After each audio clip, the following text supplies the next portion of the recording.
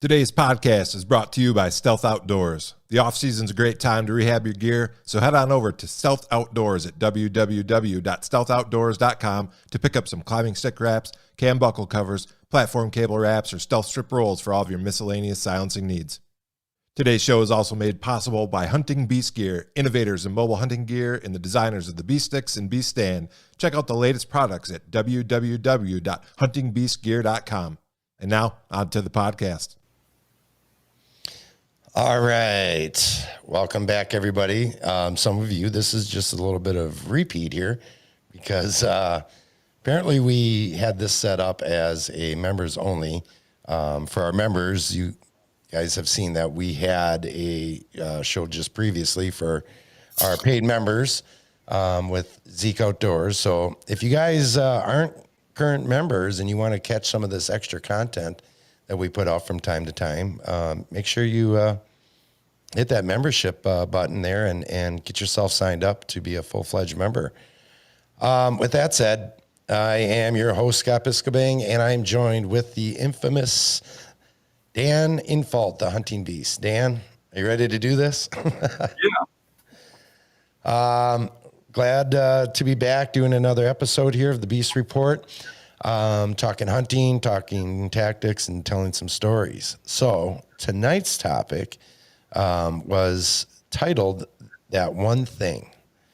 And I think we kind of went over it a little bit in the description there, but really what we're trying to get at is we're trying to figure out, at least from Dan's point of view and some of his experiences in the past with the bucks that he's killed, what is that one thing that created that aha moment for him? With each buck individually, right? Correct. We're going to kind of go through a list of different deer that you've killed and not really maybe get into the full story of it, but what tactics and what was that one thing that you did differently that set it apart from maybe just killing an average or just a good buck? When you say that, when you look at the bucks that I've killed, mm-hmm. the majority of bucks came from rotating through stands. They came from hunting a good spot, a funnel, a food source, a bedding area that produces all the time. But even though that's the majority of the bucks, it is not the majority when you get into age class.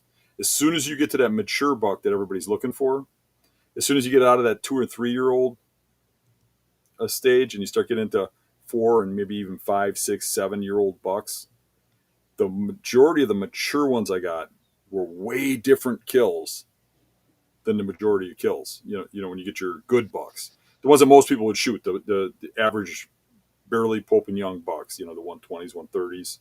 Yeah. When you step up above that, it's just a whole different game. And I think, there's always that one thing. There's always like some real critical moments that happened to make those hunts happen.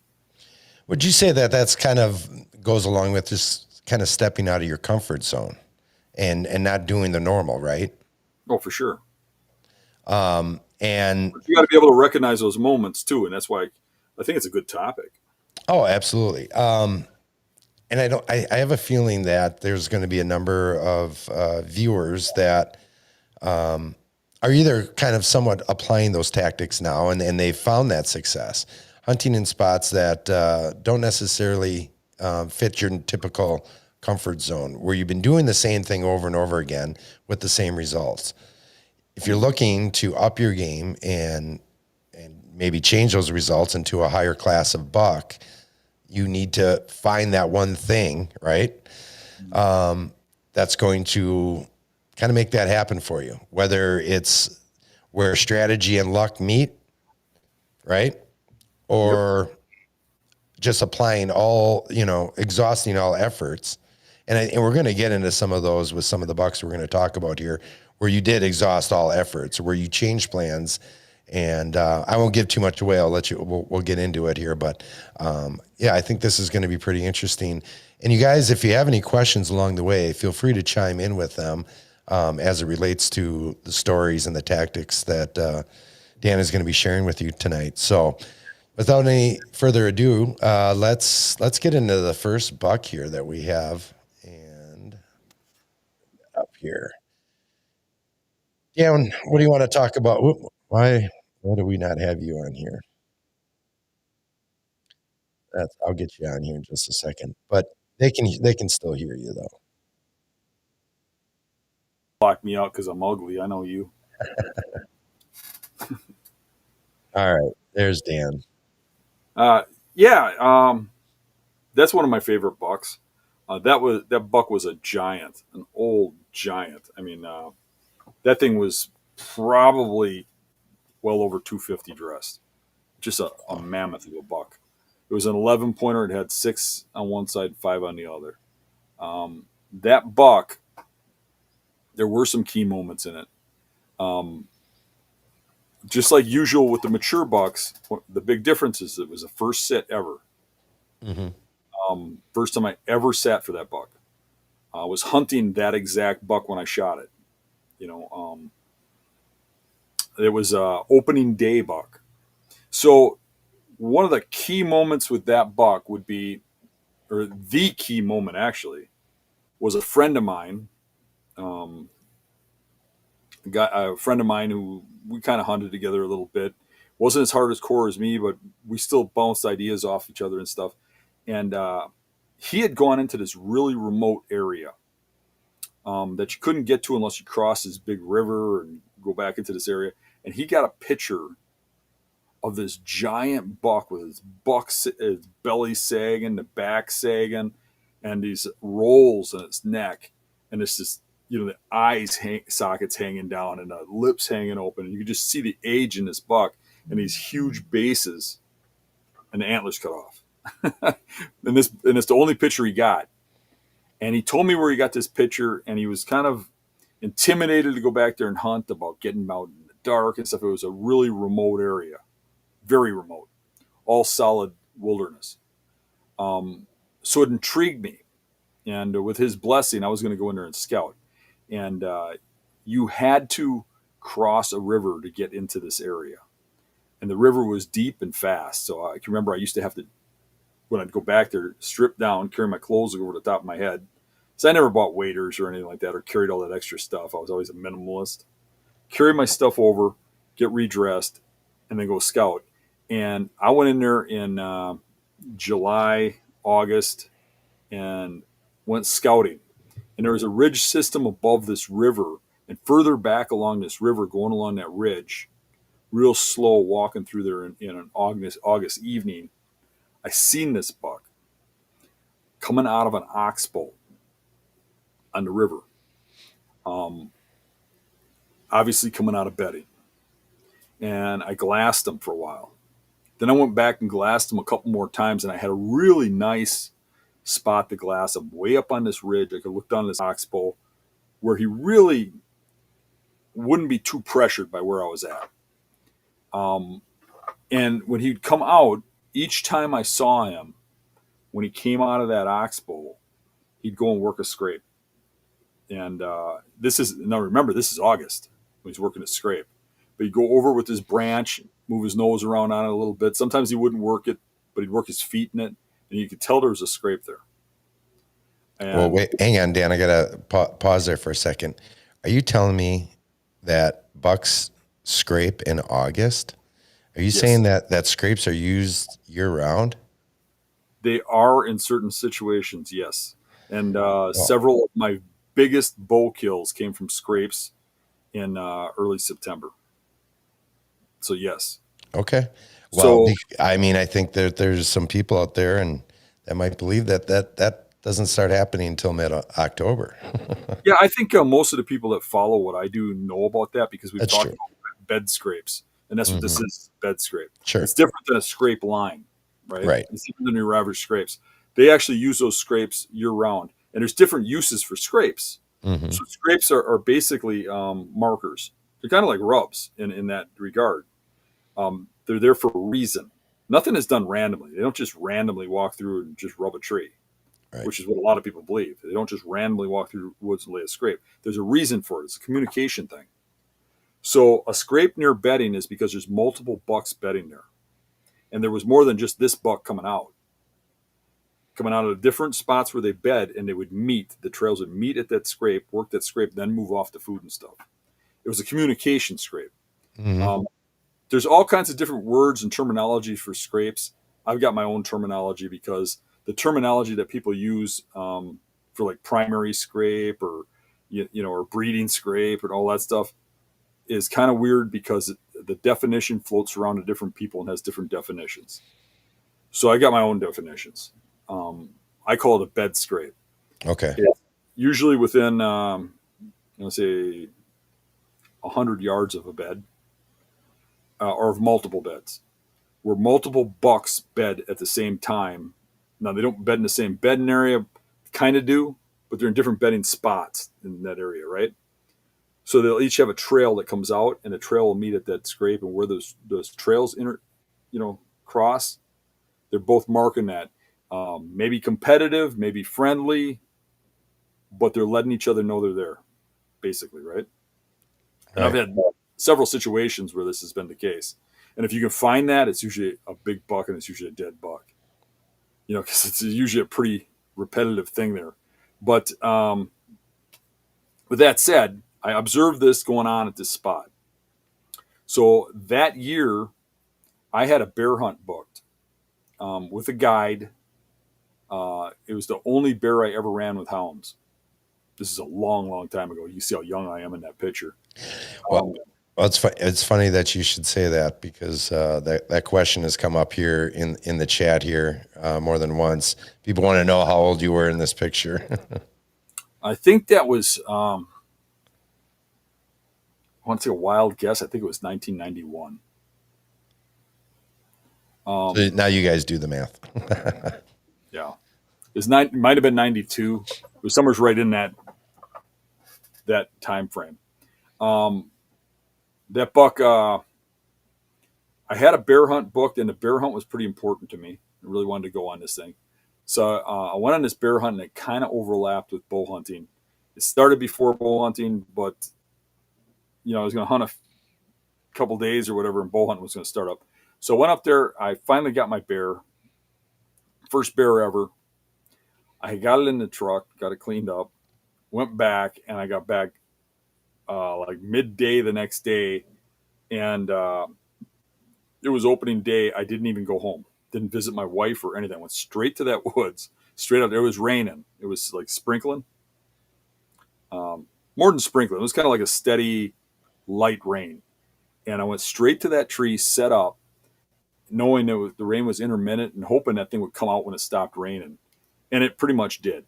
The rain stopped. He came out. I shot him. But the whole premise behind this is to talk about the key moments that put me there. Number one, it was that somebody shared the intel that deer exist. He didn't give me all the pieces, but he gave me enough to intrigue me, and it came from a source that I trusted. Because not everybody else feeds you good information. Some people's idea of a big buck isn't your idea. Some people will lie to you on purpose to get you away from an area that they're hunting. There's all kinds of motives. So it's got to be trusted, and it's got to be, intel that you kind of see for yourself. For me, I need to see something. And seeing that picture, even without the antlers, I knew it was a buck I wanted. So that put me in the area, all right? I never even hunted that spot. I'd never been in that area. I'd never even looked at that property or known about it if it weren't for this guy. So number two, I went out and scouted, and pushed myself into there, which part of that is pushing yourself into uncomfortable situations. You hit that river thinking you're going to be able to skip across some rocks or find a tree crossing, and it was way bigger than I thought. And I had to push through the water to a point of a depth where I had to get undressed to go through it, and I did. And then I even came back a couple times until I located that deer, found him, got my eyes on him. And that's a big thing with me is when I see that deer, I don't know, my odds go way up. It's like the driving force to see them. There's something in me that you see it and you're like, okay, I got you now. And then you have the confirmation that he's there, right? And you've literally placed eyes on him. Yeah, that I can see that. So then I had an area he was bedding repeatedly right before season. So I was really looking for that opening time frame to get him before he started shifting, because there's a lot of shifts that happen just after opening. Now, when you watch bucks through the summer, this ain't going to be everywhere. A lot of our guys that are listening to this are going to be from Michigan or other states or Iowa or places that got that October opening. Mm-hmm. Different ball game. But when you open in early September, they're still on that summer pattern. So they could be bedding in the same spot for a month straight. They're still on good patterns. It is an incredibly good time to kill giant bucks. It is a time when you don't see a lot of deer. You deal with bugs, you deal with heat. But if you can get that pattern down, if you can find that buck, they're very killable. If that makes sense. Oh, absolutely. And a lot of that has to do with the scouting. Having eyes on that deer and knowing that pattern, obviously, before the season starts. Right. But when you get into the season, once it gets into a couple weeks into the season, crops start changing, acorns start drying up. Real quick. Plants start dying, like the jewelweed and stuff. And everything starts to change, and it changes the patterns. It changes the bedding. The certain bedding areas that had cover start drying up. And things start changing rapidly through the whole season, and it doesn't get back to a steady, patternable time frame until late season. Your patterns are really short during most of the season. Like they bed in an area for a week or two, and it's constantly shifting. Where that early season, getting that pattern during the summer and then killing that buck was a big key part of that kill. That was that one thing. Yeah. Awesome. All right, we are going to move on to our next buck here. And you'll have to excuse the graininess here. This was the best this is about as big as I could blow it up here or whatever. What year are we looking at here, Dan? Approximately. Geez, I would say approximately 2015, give or take a few years. Okay. That buck came off at Davis Farm. That was a buck we hadn't seen, that we didn't know about. I think we kind of had like a rough idea. We had a shed that looked like it came off of that buck, and we may have gotten a glimpse or two of it, but nothing steady, nothing where we were positive that that's the buck or anything, which is usually the case with the stuff that we're after. Now, that particular buck, we had an area where, before I get into that, what happened with that is we go and we do these sits, and we try to sit in spots over there, or we did when Dave was alive and he owned a farm, where we could watch areas and hunt, maybe get a kill, but you're really kind of watching open areas because it was an open farm, and trying to do as little damage as possible and kind of observe, still being a little bit of a kill position, And Dave, from his position, saw that buck come out just before dark, right on the edge of shooting light.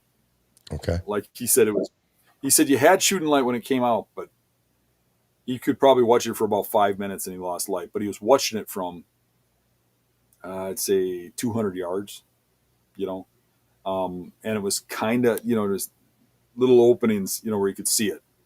And it came in and worked this little tiny food plot that we put on the edge of thick cover and bedding that we just stay out of until deer shows up in it, right? Sure. And that was kind of pre-self camera, so there wasn't really cameras out there that are going to tip you off either, which is typical on a food plot, right? So his observation was key. That was the key point, was he seen that buck. Then what we would do usually is we'd have a meeting. How are we going to handle this? Dave would say, Dan, how are we going to kill this buck? He'd always ask me. He was always you always depend on me like I'm the answer guy, where he knew just as well as I did, But I said, well, one of us needs to go sit exactly where you saw that buck in case he repeats exactly.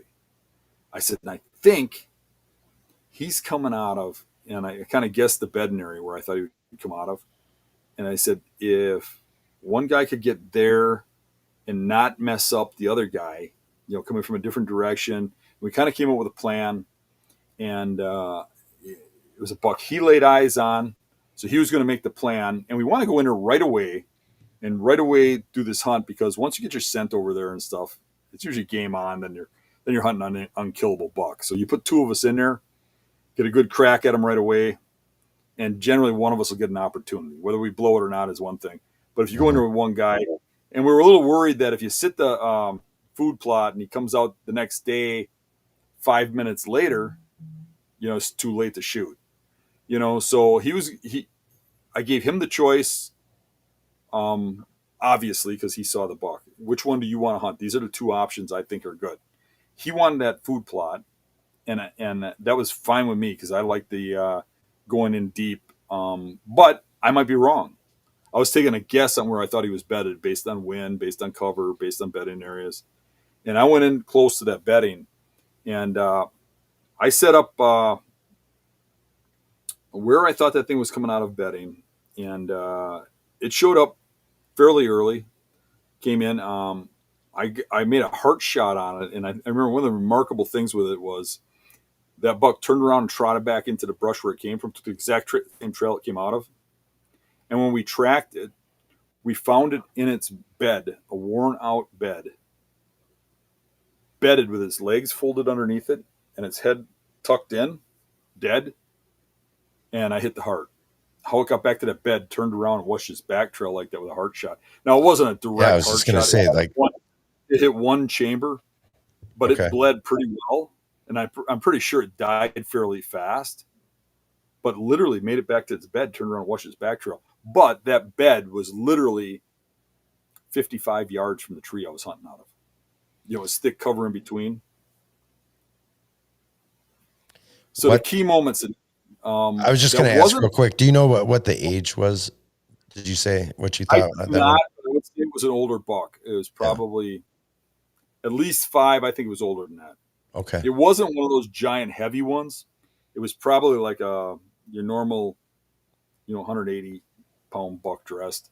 It had some pretty good, real big, thick, heavy front hooves on it, though, that looked like they had some age to them. It had to sway in the back. It had the nose. It looked like an older buck to me. We didn't have it aged, though. Sure. He still had a lot of velvet on him when we shot Yeah, it him. looks like it in that picture for sure. Ernie chimes in here with a question just out of curiosity. How many times does Dan go scouting in a year, and how many places are new versus old spots that he goes back to places and checks them out? I would say probably 70% are places I've been to before. 30% are new, and you go through places pretty fast. You run through a lot of places. I'd love to have that 30% be higher, but I don't want it to be higher and be not quality. You know what I mean? Just running through the woods, setting up anywhere. I almost have to set up in a spot where I believe in it. So when he says that, one of the things about this hunt is this wasn't the first time sit there, but it was the first time sit for that year. And it had only been sat like 2 other times, 2 different years. At some point, I sat in that area. Once me, once Dave, in a 3-year period. But that was just in a general area, though, right? I mean, you weren't hunting the same tree, correct? Or were you? Not quite, but there's only like 2 trees in there that we'd hunt. Okay. So I hunted the same tree I had hunted before. Because I know that's something that's I ever hunted her. Sure. I know that's something you've talked about in the past about, hunting the same tree over and over again. If you're hunting your own lease, those kinds of things. And obviously this was on Dave's private land there. Those deer figured out the trees. Sure. Do you feel, though, if you're not over hunting those spots from one year to the next, it's okay to still hunt those spots as long as you're not over hunting them? Would that be a fair assessment? You can hunt wherever you want. Sure. It's a matter of of how much pressure you put on there, the more you educate the deer. Right. So, if like I hunt these spots, like I said, when that gentleman asked this question, and I said, well, 70% of the spots I have hunted before, but I might hunt them The most is once a year. There are a couple spots that maybe I got something good going on there. I might hunt 3 or 4 times in a year, but I don't think I'd ever push it over 4. And I know that hunting a spot 4 times is pretty much killing the spot. But if I have prolonged activity right there and I can't get around it, the buck keeps going there, I'll keep going after him as long as he keeps showing himself. But for the most part, I hunt a spot only once in a season if it's a good spot. And generally, several years will go by before I come back again because I got a good entourage of spots. And generally, I don't go back until there's a buck in that area. A lot of people think I live in a great hunting area, and I don't. Wisconsin in general is known for taking more Boone and Crockett's than any other state. But what people don't realize is the vast majority of them are taken on private land. Our public is pretty pressured in southern Wisconsin. Oh, yeah. Matter of fact, if you really look at the well-known public land guys, I'm like the only guy from Wisconsin. Most of the guys are from Michigan. In other places. It's a hard state. With that said, there are really good bucks here if you work for them. But you might not have a great buck on every property. I mean, you're going to have those good bucks that everybody talks about, like the 120, 130 inch bucks that you get those guys that when they get up to that level, that's all they keep shooting and they think they're a great hunter, but they're really just shooting 2 and 3 year olds. Mm-hmm. I'm not saying they're bad hunters. I'm just saying that if you don't hunt mature bucks, you're not killing mature bucks. You're just going to get stuck in that. It's the pinnacle spot where a guy can't get past it. A lot of guys, because they can't go to the, because what it is like what we're talking about here is I can go back to the spots where I've killed bucks. I can go back to those bedding areas, and year after year, I can kill those 120, 130 class bucks, hang them on my wall and be happy as hell, or most people would be, right? Right. But I know that if I do that, and that's the way I hunt, I put myself out of the game of ever shooting those giants. You'd have to get lucky. It'd become more of a once in a lifetime thing. Sure. You have to hunt those giants. And that's kind of what we're going into with this show today, is we're talking about what the difference is. Right. Yeah. I mean, go ahead. 70% spot and the top spot. Now, there's a mesh there, which is, I think, what that guy was getting to with his question. There are spots where you hunt there, even though you've hunted it before, and you do kill giant bucks. And I do have spots that year after year, big ones show up. But if you overhunt them, even though they're there, because it's the best betting based on the pressure, even though they're there, try killing them if they know where your tree is because they've smelt that you've been there. You got to remember when you go to that tree, you're getting scent under it. You're getting an extreme amount of scent under that tree because you're hunting out of it. You're setting your stuff down there. You're setting up in that tree. You're coming down out of that tree. That deer is going to figure out that you're there when you're not there. And he's going to be leery of that tree. And your scent's going to stay there for 10, 15, 20 days. Maybe longer than that, maybe 30 days. So if you hunt there 3 times in a season and you spread that out, your scent is literally there for the whole hunting season. And that's where those mature bucks get to the point where they're avoiding those spots where people hunt. Now, the good part about it is there's really, when you get to southern Wisconsin, there's no place where nobody goes. People get into everything. So you just don't want to burn your spots out. If a guy doesn't have enough spots, I don't see a problem with like hunting a spot the next day after you hunted and stuff. It's when you wait 15, 20 days and then you keep getting your scent in there over and over again, you burn out those trees, I'm just gonna. I had some thoughts here, but we got a lot of comments and questions coming in here. I want to hear from Charles Evans here. Can you touch on how necessary it is to go through a period of killing 2 and 3 year olds, and how that growth period relates to the next level? I think that's. I used to think that it was a thing everybody had to do. Like you had to start wanting to shoot deer. And you shoot it, and this is the way I saw it for years. So and it was just my vision. Mm-hmm. I don't believe this. I don't believe people are have to be this way anymore.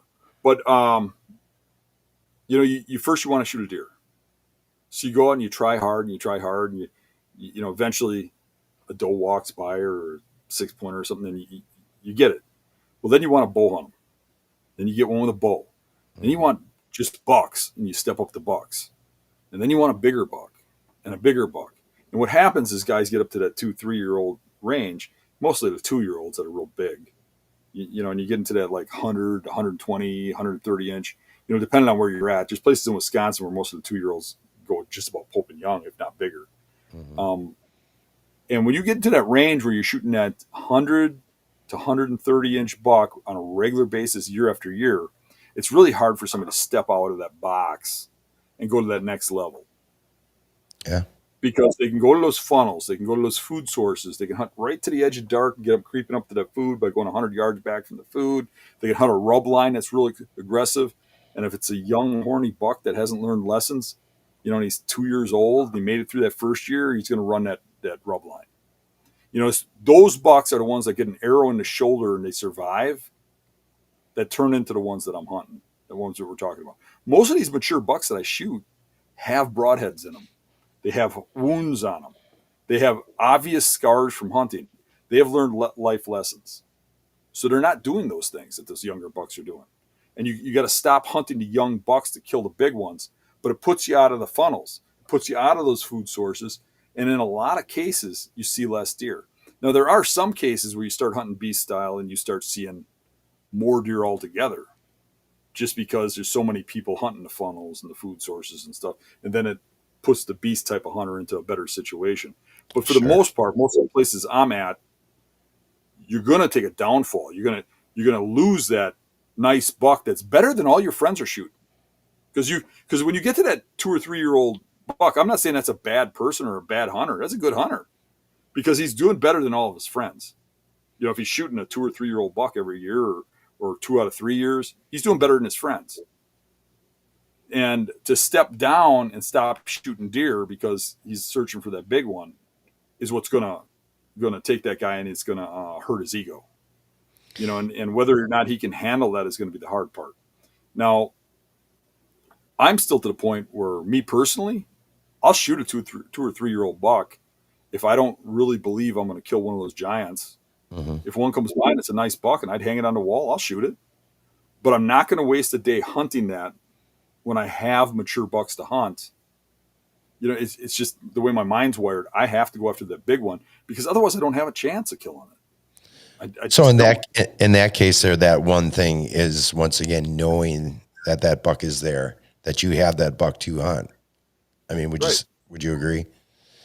Yeah. I mean, it's interesting when you talk about the different stages, and I think that does ring true for a lot of guys.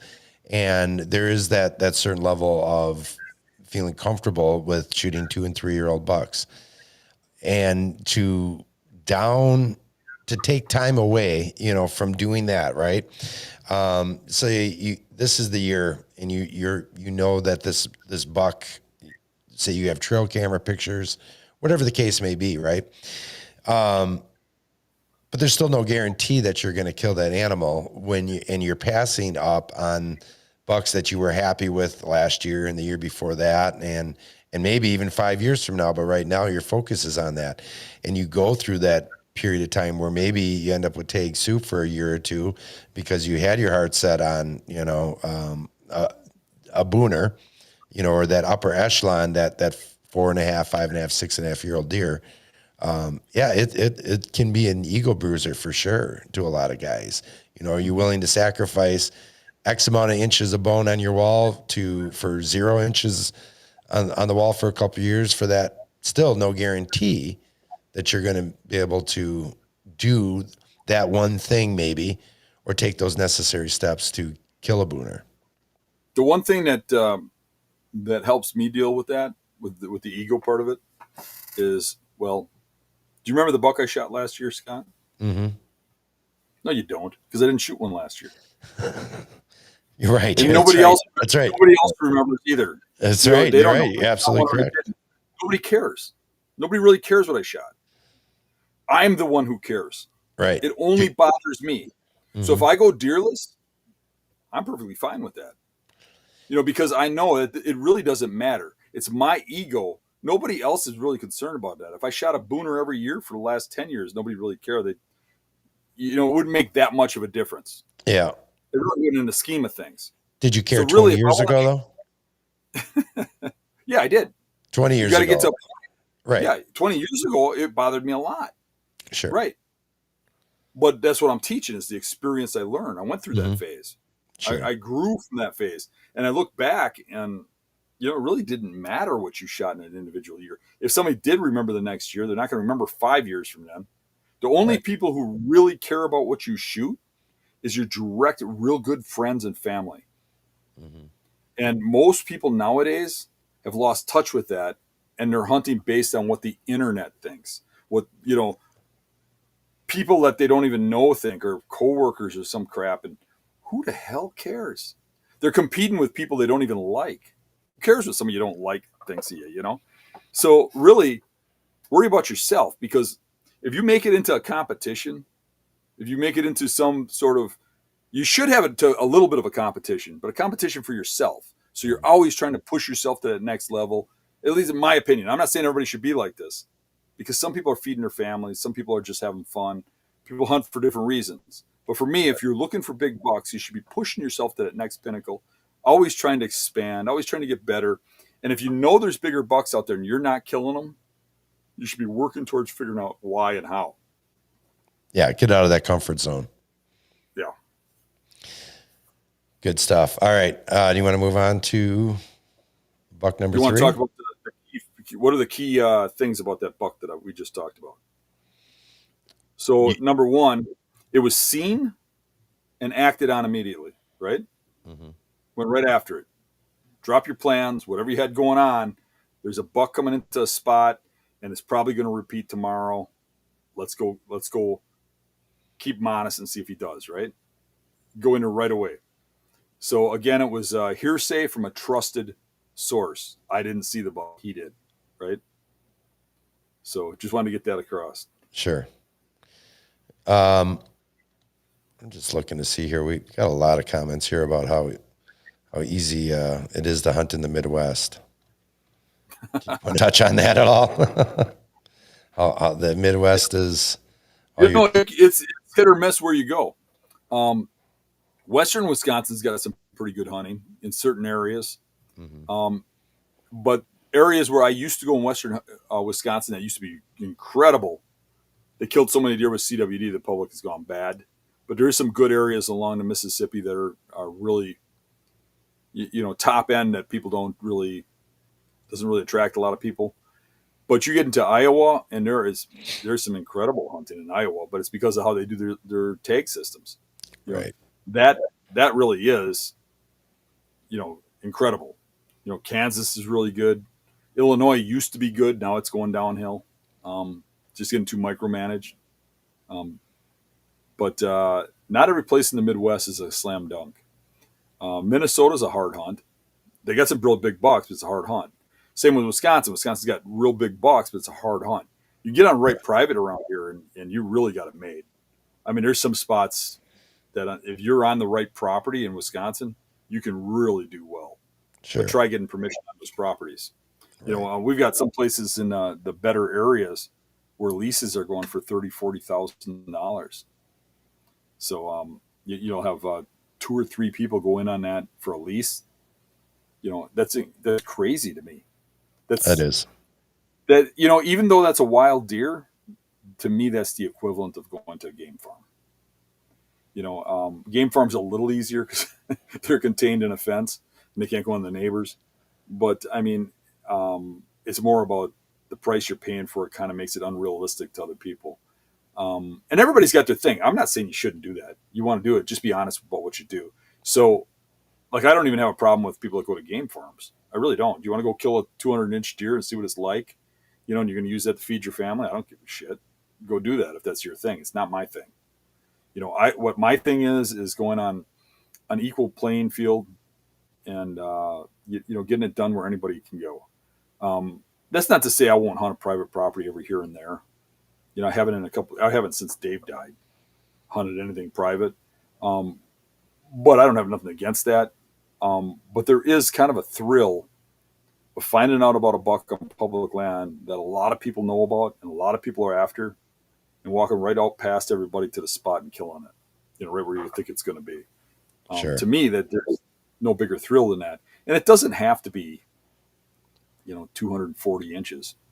150, 160 inch buck that's 6 or 7 years old is incredible to me. That's just a great buck. Yeah. All right. I'm going to move on to this next one here because this is a really interesting story. And this is all, so as you guys can see, these are two different bucks here, and we'll let Dan get into this here. But these are from the same season, correct, Dan? Yes. Mm-hmm. All right. Yeah. This is a good story. Yeah, I feel like this is one where you got to kind of give the whole story here, though. And it really relates to that one thing, right? Yeah.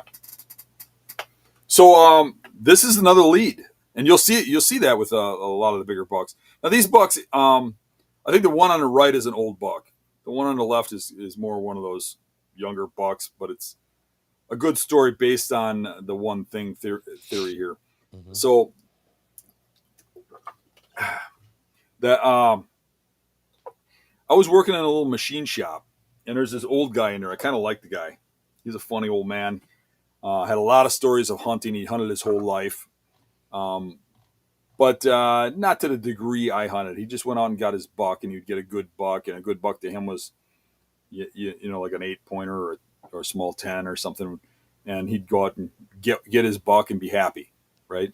And he was pretty old. He was like probably going on 70 at the time, and really wasn't into it like he was when he was younger. But this guy, we'd have chats about hunting all the time, and you never knew what to make of him because, like a lot of old guys, he told a lot of stories that you kind of, okay, maybe. But he comes to work, and he knew what property I was hunting, a certain area I was hunting. And on his way to work, he would drive by that backside of that property. Now, the backside of that property wasn't very good because it tapered off into just kind of open grass and a little creek, and there wasn't much over there. There wasn't much sign over there. There wasn't no bedding over there or anything too much that I would be interested in. But he comes to work one day and he says, Dan, he says, I'm seeing a big wide 8-pointer, on that property where you hunt. You need to get over there. He's there at 8 o'clock in the morning. I'm like, how many times do you see him? He goes, a couple of times. I'm like, okay. So I kind of ignore him. So a few days later, he comes in. That buck's there again this morning, on his way to work. I'm like, really? He's like, yeah, it's there. So I'm like, okay. So he says it again. So finally, one day during bow season, I thought, well, I'm going to go over and take a peek. And I probably should have did this a lot earlier, but he kept seeing this buck, and I really kind of had a little doubt in it. You know what I mean? I don't know. You remember the trusted part of it. It's got to come from somebody you trust. I didn't know if I totally trusted him. I knew he was seeing a deer, but I also know he shot, 70-inch 8-pointers, and he was happy with them. So I took a walk over there, and there was a pretty good trail coming through there with, some pretty big tracks on it. And tracks don't usually lie. So he said it was a big, wide 8-pointer. So I looked at it. There's really the main reason I never went up there earlier, even though you've seen it so much, was it's pretty much all open grass. And I'm like, where the hell would the guy even set up? The deer's coming off of a place where I can't hunt, coming on to where I can, but where I can hunt is all open grass. So when I looked at it and I looked where that trail came on, and I thought, well, I could just there's a spot where there was a divot, and with a little work, I could make a hole a little deeper where I'd just have my head over the top. So I kind of dug out this hole that was already there till it was deeper, and made a little blind, and came back and sat in that blind. And it was off to the side where the deer never walked or anything. So I could get in there without nothing ever knowing I was there. The way I could come in from a road. Because he was watching it from a road. I could come in from that road, be right in that hole, not where the deer walk, and have the deer within range next to a very seldom used road. So I go in there to bow hunt, first time. And that first buck, I think I was wearing that Army camo. First buck comes walking in, and I arrow it, the one on the left there. And nice buck. I'm happier than hell, Yeah. So I think it made Pope and Young, but barely. I used to score them back then. I didn't put them in the books, but I'd take a tape to them. But anywho, I always pay back people that help you out. You remember people. I know people don't do that so much anymore nowadays, but Sure. so I knew what kind of beer that old man drank. So I went and bought him a 12 pack.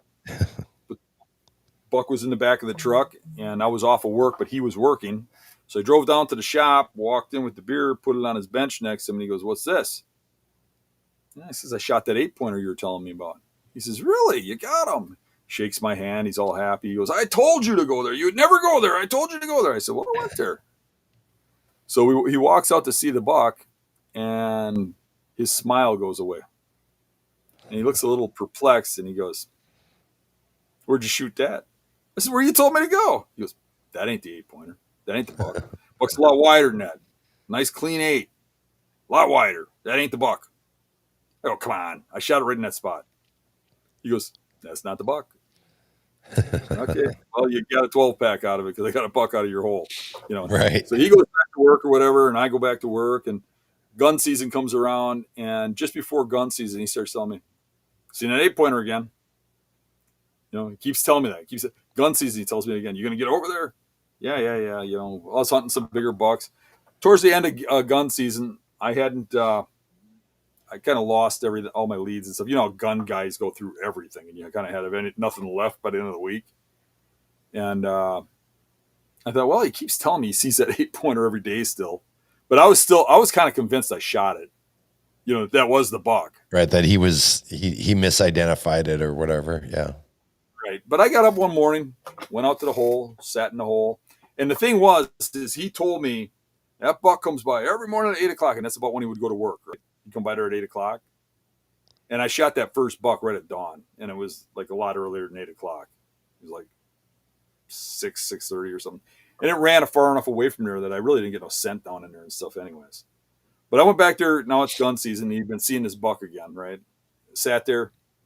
And what do you know? The 8-pointer walks out. White 8. I shot it with the shotgun, drove down there, loaded it up, went to the store, bought a 12 pack, drove down to the shop, walked in, put the 12 pack next to him. I said, "I think I got him now." He gives me a puzzled look and old guy shuffles outside, looks at it, he goes, "Yep, that's the buck." But again, it was a tip. Again, it was whether or not you can trust the guy, and size wise and stuff, that 8-pointer too. He had a I think it was a bullet wound through his back.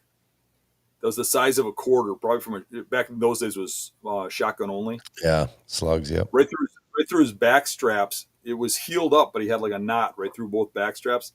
And there was like a, not a scab, but the skin was missing the hair. And Sure. you could see something went through him there on his back. So that one had a bullet hole right through it too. But that was a heavy buck. That was had a huge front hooves, and it was probably about 180 dressed. The one on the right. Yeah. And I think it was an older buck that was just kind of downhill. That or he just never grew much. He had big bases too, but the antlers got spindly right after the bases. Sure. Yeah. How many times do you wish you had like better cameras back in those days? To document. I kind of like those sloppy, oldie, bloody pictures.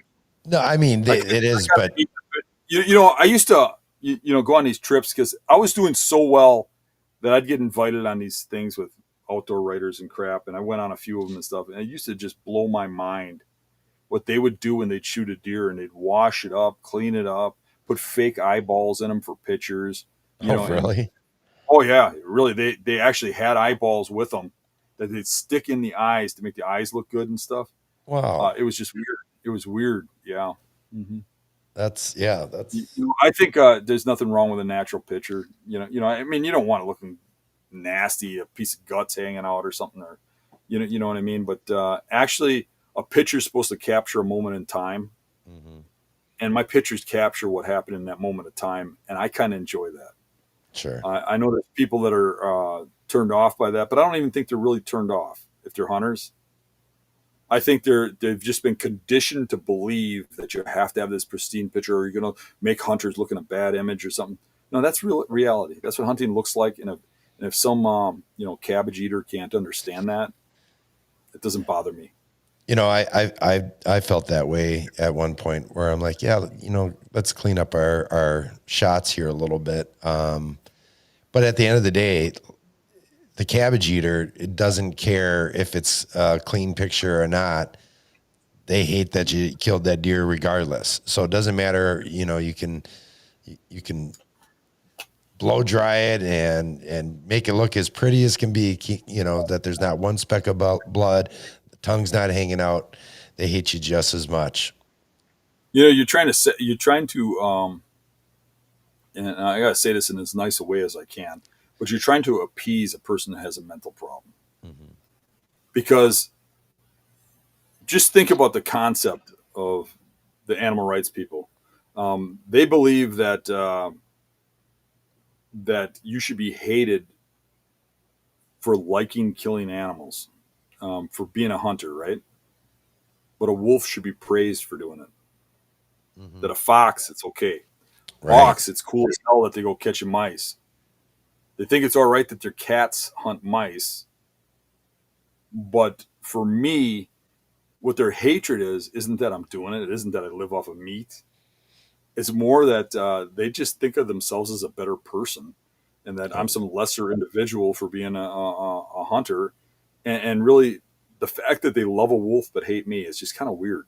It's kind of weird. It kind of shows you that they don't hate hunters; they hate people, because wolves are hunters. Right. Foxes are hunters. Brutal Bears hunters. are hunters. Right. Right. No different than me. We're animals just like the other ones. We're just a sophisticated animal in my eyes. Well, then you have two types too. You have the kind that are perfectly fine getting, packaged beef and pork and chicken and that from the store and don't bat an eye at it. But then you also have the ones that just don't eat meat and they think like that they're healthy without eating meat. And that's just been proven time and time again that humans are supposed to eat meat. We're hunters. They literally make vegetarian dog food now and cat food. I know. I mean, it's freaking crazy. Could you imagine being one of those poor dogs that has to live in that? That should be animal cruelty. I mean, I love animals, and I think that's animal cruelty. I agree. Could you imagine having to live, as a cat or a dog in one of those households and be like, where's the beef? Oh, that's crazy. All right. So touch again that with this last one here, we just talked about that one thing again was getting the tip. Spot on the first one. Second time ever hunted on the second buck. Kind of went dead after that. I killed those 2 bucks, and that spot kind of went dead after they figured out they're being hunted there. The key moment was somebody telling me they saw a buck and me listening. It took some pounding with a sledgehammer to bust it through my concrete skull. But once I believed he was actually seeing a decent buck, I still wasn't fully in belief.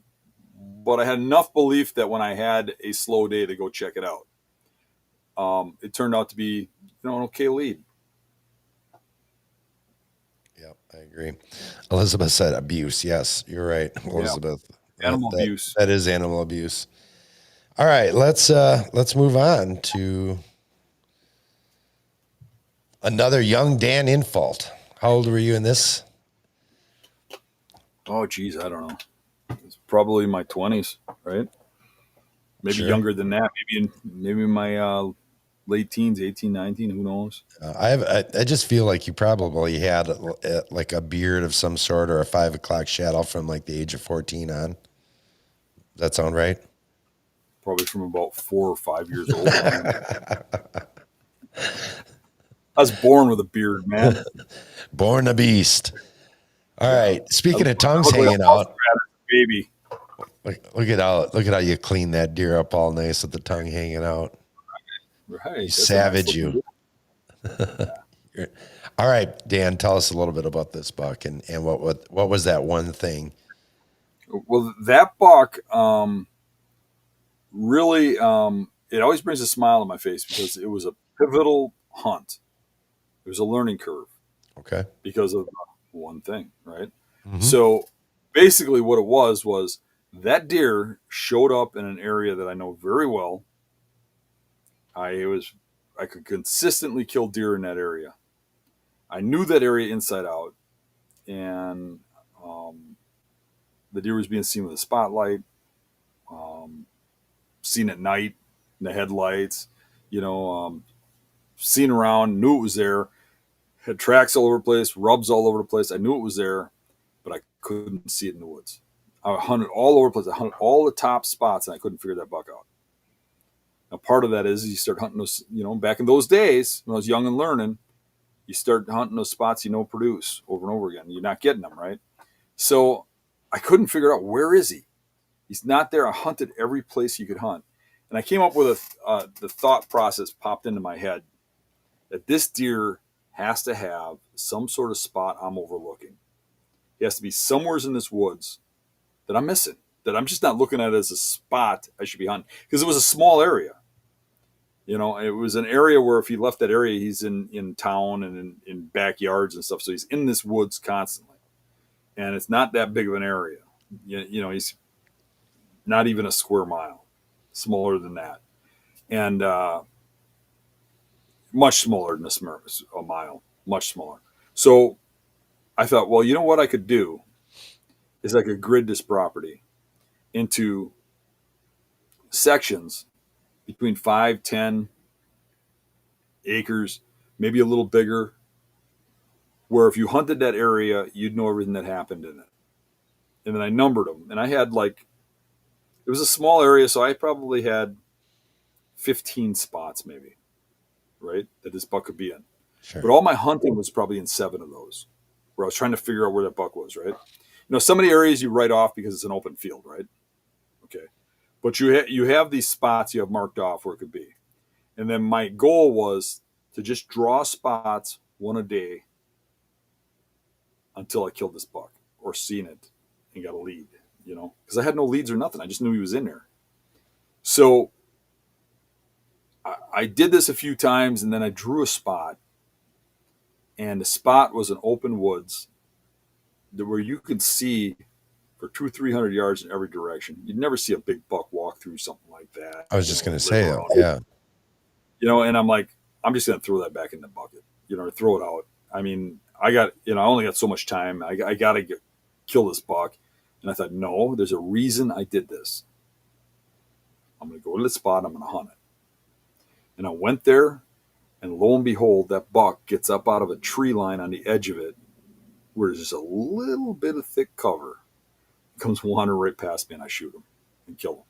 And you get over there and you look at that, and you find where he was bedded, and you find a series of beds in there that were missed, and you see how that buck was living there. Even when I went over there, I found some sheds right where he was bedding that were from a couple years old. Oh, wow. The deer had been in there all the time, and here I've been missing that spot. But that gridding the property to find that buck kind of really pushed me in a lot of directions. So it had a lot of key moments there. The key moment of teaching me that overlooked spot is real. You got to push for those overlooked spots. Find that spot everybody's missing and that you're missing, right? Mm-hmm. And number 2 is to, if an area is small, that buck's in there somewhere. All bucks move in daylight. You just have to hit that window. So you got to hop around. You got to keep moving. You can't just kind of rely in a spot and hope that eventually this deer will come through here, which back in those days was the mindset. The old guys would tell you pick a good spot that's got good sign, and you just sit there long enough, the buck will show. That was the mindset. That's what they'd write about in magazines and everything. That's the way people thought back then. And getting out, this buck took me out of that mindset. Not that I wasn't already leaning that way. Yeah. But when you prove it with a kill, it locks in. You know what I mean? It sticks into your bones, and you start to understand it. Kills are real pivotal that way. You should be learning from your failures, and you should be learning from your successes. But success learns are automatic because you're rewarded. Anytime you're rewarded, you learn, right? So there's something about a success that gives you that belief that confidence, that boost. And when you make a plan like that, that's so outrageous to grid the property and hunt places that just on the draw of a number, you know, I'm gonna take the best spot in that area where I can see everything, but it's still drawing a number. And when you put confidence in it and it works, you start to understand how how the whole game works. Sure. How close, in as you were grading that out in other spots, were you to this particular spot Well, I on probably wasn't previous far. sets? It was a small area, so I wasn't that far. Sure. Probably, I would say I probably got within 300 yards one way, 500 another. But I wasn't in that little open area. I was back in the thick stuff on the Was sides. And Sure. Was that so? The spot when you spotted him and killed him, did that after you had gone in there and you had found these sheds and stuff in the beds and whatnot? Could you tell that from that other location that wasn't maybe a regular travel corridor, that he was using the side that you ended up killing him on, where you said it was a going in little between, thicker? it was like going right in between the spots that I hunted and stuff. Sure. Probably knew where I was going. I mean, those spots got overhunted back in those days. Mm-hmm. 4 or 5 times a year, which is the perfect ingredient for ruining a spot. Because the mindset for a lot of guys has been like, I don't want to burn my spot out, so I'm going to wait 15 days or I'm going to wait 20 days before I hunt it again. And what you're doing is you're getting your scent in there and waiting just about the point where your scent's gone. You're putting your scent back there again. I mean, no deer in its right mind is going to go near that. The way they work, we Sure. work with our eyes. They work with their nose. Mm-hmm. So they're smelling been in a spot. They're not. Their whole idea, especially a mature buck, survival is about staying away from people. So that's pretty much the premise of it. Yeah. So they're going to find spots where they can avoid people. And if your scent shows up to some spot, they're going to avoid that. So if you hunt a spot 5 times in a year and it's spread out through the season, you just made it so during the whole season that deer didn't want to be in that spot. And the next year, he's going to have developed a whole new pattern. They don't live long; they live short lives, 5-6 years. Yeah. Deer we're hunting are 6 or 7. They relocate when they're 2 and start and take over an area. And in that time period, what they start out at 2 is they start learning everything. 2, they're very vulnerable. They walk around, they smell where you been, they learn some lessons. And then at 3, they start, okay, I learned this at 2. Now I'm going to avoid all those spots where I smelled people. But they're still a little gamey, still a little after the girls and stuff. They make some mistakes. But when they get to 4, they really start locking that down because they learn a lot at 3. Every year they learn so much. And then when you get into mature bucks that are actually 4 or older, those deer know where, they've lived 3 years in that woods without getting killed. They know where those tree stands are. They know where those spots are. They know where those trails are to go to them. They're going to not walk right up to a tree that they know people hunt on. They're going to skirt around downwind of it. They might go by at night, not during daylight. They get to be pretty intelligent animals. And the whole idea is to figure out how to catch them by total and complete surprise in a spot they don't expect you, because they'll move in daylight.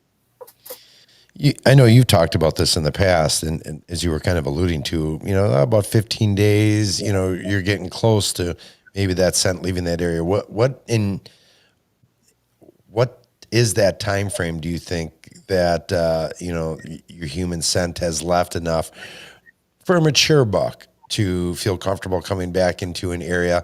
And the second part to that is in your experience, why is that? Or what have you seen personally that makes you believe that the number you're about to give me is maybe that magic number? Exactly 7 days and 4 hours and 12 minutes. Now, you can't put a time on it. You can't, because you can go on a piece of property that is highly managed, mm-hmm. and you can bump the same buck out of the same bed over and over again. He comes back, and you can, bump him and kill him, when he comes back. You bump him on some of the public properties that I hunt. It's called bump him and never, ever, ever, ever, ever see him again. You have to be careful. The bucks are wired more where they're hunted harder. So there's pressure levels, and some deer, no matter how much pressure you put on, they're just stupid. Now most of those don't live long enough to get old. The smarter deer live. The smarter deer breed.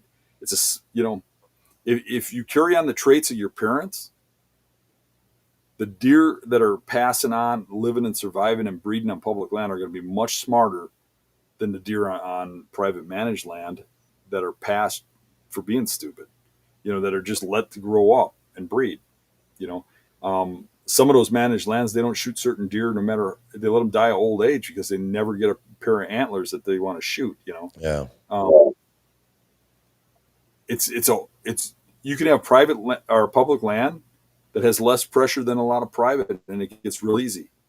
You can have public land that's extremely pressured, and it's different. So every deer is wired different too. Some deer are cocky, bold, arrogant. I mean, I've had deer where you go hunt a spot and he comes out that night and rubs all the trees where you walk, rubs the trail you walked in on, even though you didn't walk on a deer trail, and he's marking you. It's almost like he's got an ego at you. You don't see it a lot, but you see it here and there. You see other deer that just go quiet. They go away. You got to find them again. You bumped them, and every deer is different. And when you get into mature bucks, they're just like people. You get into once a guy's mature, every person's got their own little quirks. You know what I mean? Their own little way about them. And deer are the same way. But for the most part, they universally on public land where they have pressure, even private land is pressured. I mean, there ain't no difference. They don't read signs. They universally think of humans as danger. They're afraid of you. And if you look at what a dog can do and how long a dog can smell and how long it can pick up odor, Yeah. and you compare that to a deer that can smell much better than a dog, way better than a dog, you can't tell me that that scent will last a long time and damage an area for a long time. I do think that the deer can kind of age scent, though. I think that they know if it's fresh, they know if it's old, and I don't think it's by the amount of molecules. I don't think that at all. I think it has to do with freshness. There's something about it that they can smell if it's old or new. That's interesting. Have you ever heard like Lee Lakowski or anything? Some of these farm hunters, right?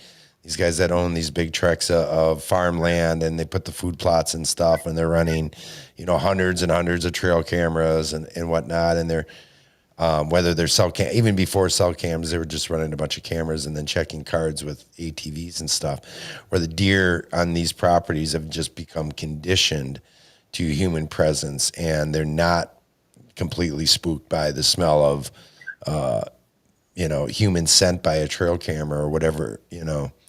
Do you feel like there's a difference between?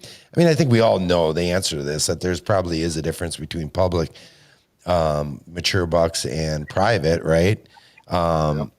What I just curious what your thoughts are on that whole theory, because I've heard it from, not just from Lee. I don't want to single out Lee, but I've heard it from some others on podcasts and things like that they believe that the deer are conditioned or get used to their scent, and they don't look at it as a threat. Is there any truth to that in your opinion? It's a theory I call stupid dies. So Okay. if those deer are on public land, they wouldn't have lived long enough to be stupid. Yeah. I've hunted some managed land when I was younger, and you'd have 3 and 4-year-olds walk under you like stupider than a fawn, on the public. Those deer just come in, they see you in the tree, look at you, and go back to feeding. I mean, it doesn't even feel right shooting something like that sometimes. Mm-hmm. So you're shooting your pet dog, but they don't have people flinging arrows at them. They don't have people chasing them around. Lee Lakowski, Mark Drury, those guys are very, very, very selective over what deer they shoot, when they shoot. Mm-hmm. And they're around all the deer all the time and not shooting them. Those deer get accustomed to that. They do get conditioned to those people, and they're a whole different animal. Now, I'm not saying that's right it's wrong or anything else. I'm just saying Right. it's not apples to apples. It'd be kind of fun to have a ranch like that and be able to go out there anytime you want and shoot big bucks like that. Oh, But to a point too. To me, I don't know. I'd probably get a little sick of it to some degree, because is it really hunting just to rotate through stands and look at cameras all the time? And I really kind of like the chess game. So I'm not saying it's wrong or anything like that. Whatever you like to do, do. yeah. Hunting is so vast in the way people think, Mm-hmm. but for me, it's a chess game. It's a one-on-one with an animal. I start focusing in on animals, zooming in on them, and trying to figure out that particular animal. Sometimes I'm hunting more than one in an area. Sometimes I'm not. Sometimes I'm trying to figure out an animal to hunt, just like anybody else. But I'm not just out there hunting deer. And it's a chess game. It's really a thought process. It's a plan. It's there's some really hard thought that goes into where am I going to sit today, and why, because of what wind, because of this.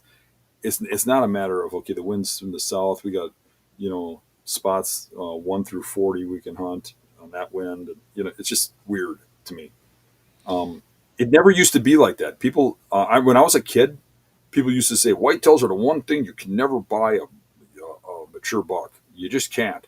Even with a guide, you can't buy them. Now you can buy them. You can buy them. You can grow. That wasn't the thought process back in the day. And I'm not saying there's anything wrong with that. I kind of, when we had Dave's farm, even though it was 70 acres, small, surrounded by pressure, it was certainly easier than hunting the public. For one thing, you knew if somebody was on the property because it was private. Right. You knew if somebody went through the bedding area or something. But when you put a food plot in a spot, you put a camera in a spot, and you can monitor it and watch it, and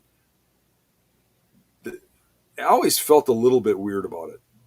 But I mean, I didn't mind it. It was kind of nice to, like, when everything's going south, just go in there for a hunt. You'll see some deer. It was kind of nice. So I'm not saying there's anything wrong with it or I wouldn't do it, but I'm saying there's something to be proud of going on that public land and finding a mature buck in an area that don't have very many and hunting them down. Just a quick spin off of, what I had mentioned before. In your opinion, when it comes to deer and the pressure and the amount of scent that is laid out on public land, how much is that play into a mature buck sticking around? I mean, if you're hunting a property, that's the one thing I think that's always kind of perplexed me, both as I hunt private and public. I used to be far more of a public land hunter, and that always bothered me, wondering who was there when I wasn't there and how much scent they were leaving behind. And if I was hunting a spot that had already blown out mature deer, how much does that play in the back of your mind? Here's what you got to think about that. You got to look at that like this. If you're hunting in a spot on public land and you're finding tree stands, you're finding ground blinds, you're finding hunter trash, you're finding ribbons, you're in the wrong spot. Because that does make a play in it. It does make a difference. I'm taking that public land and I'm taking this vast area and I'm only looking at 10% of it or 5% of it as where it could hold mature bucks. Now, you can kill a buck in there anywhere. We can get back into that where you can go into a funnel and kill a buck. You can kill into a food source and kill a buck, right? But you want to hunt for mature bucks, you're going to have to eliminate the majority of that land and find those spots where people aren't going. There's no place where nobody goes, but there's some places that people go seldom. Sure. And those are the spots that are going to hold the mature bucks on the public property. Now, a lot of people have that mindset that, all the private land's got all the bucks. And I know a lot of good public properties where people have that mindset around it, and literally all the bucks are in the public because the private is all farm fields and stuff. Sure. And the little woodlots get so much pressure, and there's hunters on every one of them, and they can walk anywhere in that they all go to the vast marsh and hide in the marsh and come out to those fields at night. And the marsh is public. So there's a lot of places where the public is better than the private. But that said, you have to find the niche areas where people don't go. And Yeah. there's problems with it too. A lot of times the reasons people don't go into those places is because they're treeless, because they're underwater, because you're going to have to go up to your balls in muck to get there.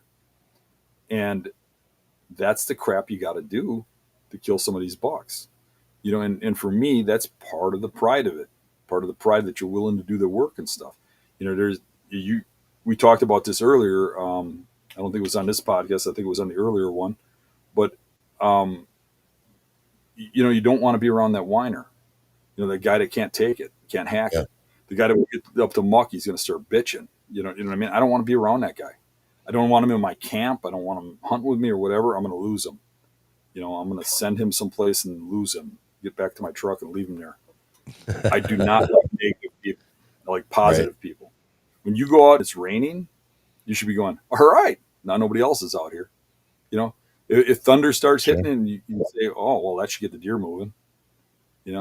If a tornado goes through, be like, it's doing a drive for me. You got to take the positive out of everything. And I'm wired that way. Yeah. Yeah, you are. Part of my success is I find the reason why I'm going to have success. And I believe in it, even though most of the time I'm wrong. So it's like when I go out and hunt a spot, I couldn't go out and hunt a spot if I didn't think a big buck was going to come through. I literally, when I go and hunt every evening, I put myself in a position where I absolutely believe I'm going to kill the buck I'm after that day. And then at the end of the day, when it doesn't happen, I have to smile, go back and go to bed, get up the next morning, and believe I'm going to go to this spot and kill that buck that day.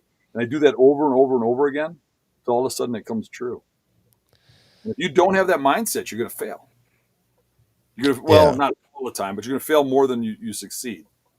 It's a deterrent for success. That's for sure. I really wish I would have went to that Tony Robbins seminar that you went to back in the day, because or maybe you are the next Tony Robbins. Got to stay positive, right? Positive feeds positive things, positive outcomes. People that I talk to the most, well, I shouldn't say people, but who I talk to the most and get most of my logic out of is the raccoons. I go and sit down with them in the evening, which they're missing me this evening because I've been on podcasts all evening. But I go sit on my chair and I have a talk with them. And literally, they don't answer me or anything. They just want free cookies and they just hang around for the free cookies.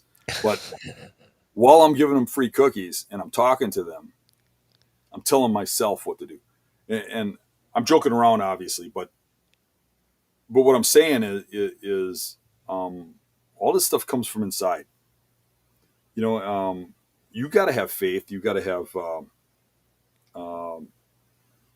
the right attitude. You got to have a compassion for this. You got to really have the want, and you'll come up with your own questions and your own answers. And really, if you're out looking for answers from other people, even when you listen to me, I don't think anybody should listen to me 100%. I don't think you should. I think you should find your own way. I think you should look and listen to me, and it should put you in a certain direction. And then you should build up and get beyond me.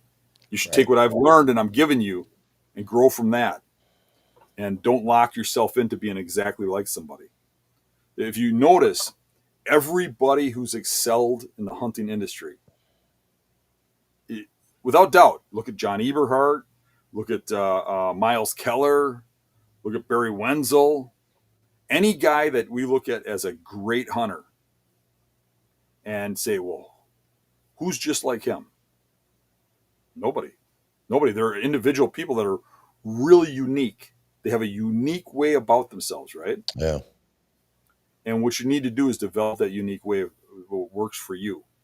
Take a little of Dan, take a little of John Eberhart, take a little bit of Miles Keller, put it in a mixing bowl, put it on high.